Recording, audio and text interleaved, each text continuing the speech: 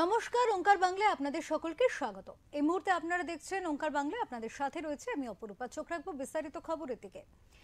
SIR নিয়ে ঠাকুরবাড়িতে শুরু হলো মতুয়াদের আমরণ অনশন। এসআইআরে 2024 সাল পর্যন্ত ভারতে স্থায়ীভাবে বসবাসকারী মতুয়া সহ দেশভাগের বলি ছিন্নমূল উদ্বাস্তু মতুয়াদের ভোটাধিকার দিতে হবে। নিঃশর্ত নাগরিকত্বের দাবিতে ঠাকুরবাড়িতে আমরণ অনশনে বসছেন মমতা বালা ঠাকুরের নেতৃত্বাধীন অল ইন্ডিয়া মতুয়া মহাসংঘ। তাদের দাবি, যারা ভোট দিচ্ছে এসআইআর এর মাধ্যমে তাদের ভোট কাটা যাবে না। ভার্চুয়ালি অনশনের সূচনা করেন অল ইন্ডিয়া মতুয়া মহাসংঘের সভাধিপতি তথা তৃণমূলের রাজ্যসভার সাংসদ মমতা বালা ঠাকুর।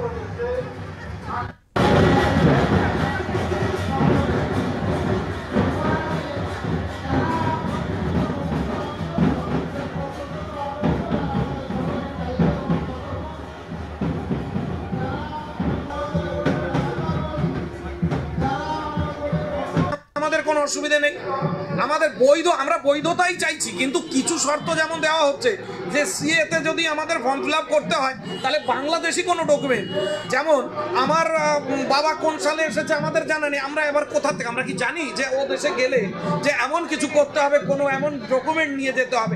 এইভাবে অনেক মানুষই ভীত সন্ত্রস্ত। কিন্তু বলছে যদি এসআইআর এর মাধ্যম দিয়ে ভোট কাটা যায় পরে উনি সিএ এর মাধ্যম দিয়ে সমস্ত কিছু করে দেবে। আমাদের প্রশ্ন এইখানে, কোনো মানুষের ভোট কেনই বা কাটা যাবে আর কোনো মানুষকে কেনই বা সিএ এর মাধ্যম দিয়ে আবার করে আসতে হবে? আমাদের তো উল্টো প্রশ্ন সেইখানটায়, যে এরা এতদিন ধরে, কিছুদিন আগে শান্তনু ঠাকুর যখন ভোটে দাঁড়ায় এই মানুষগুলোই তো ভোট দিয়েছিল, তবেই তো সে জিতেছে। আজকে জেতার পরে তাহলে কি হলো? জেতার পরে সেইটা বলছে, তার মানে এই ভোটগুলো যদি কাটে তাহলে এটা অবৈধ ভোট। তাহলে অবৈধ ভোটে শান্তনু ঠাকুর জিতেছে, শান্তনু ঠাকুর সাপোর্ট করেছে নরেন্দ্র মোদী সাহেবকে, তার মানে এই টোটালি প্রধানমন্ত্রী অবৈধ।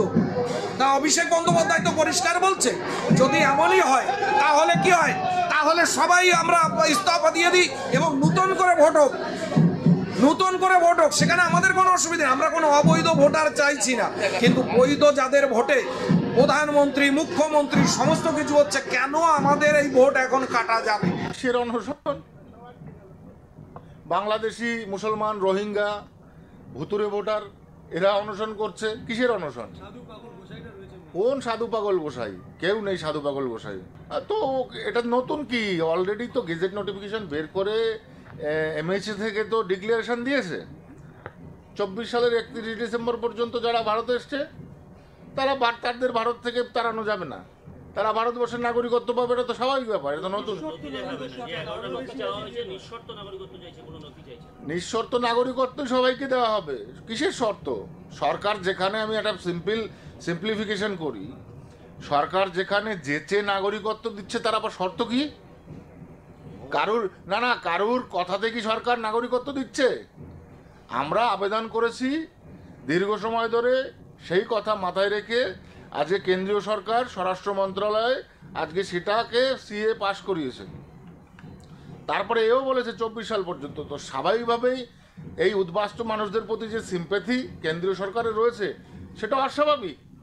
এখানে একটা বাজার গরম করার জন্য, চেয়ার গরম করার জন্য যখন যা খুশি তাই করে বসছে। কারা করছে? বাংলাদেশি, মুসলমান, রোহিঙ্গারা এখানে রয়েছে। কোনো অনশন কিছু নেই, এগুলো একটা ফাজলামো। রাজনৈতিক চেয়ার গরম করা আর সময় পেল না। আরে মতুয়ারা কাদের পক্ষে, আপনারা সেদিকে ফলো করুন। আজকে দেখুন না বাইরে অবস্থাটা কি। কিসের অনশন? কোন মতুয়া অনশন করবে?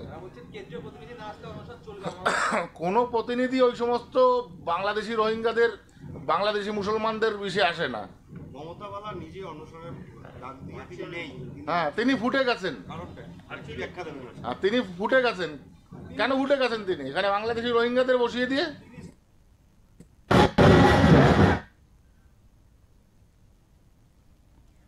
উত্তর 24 পরগনা থেকে প্রতীতি ঘোষের রিপোর্ট, ওঙ্কার বাংলা।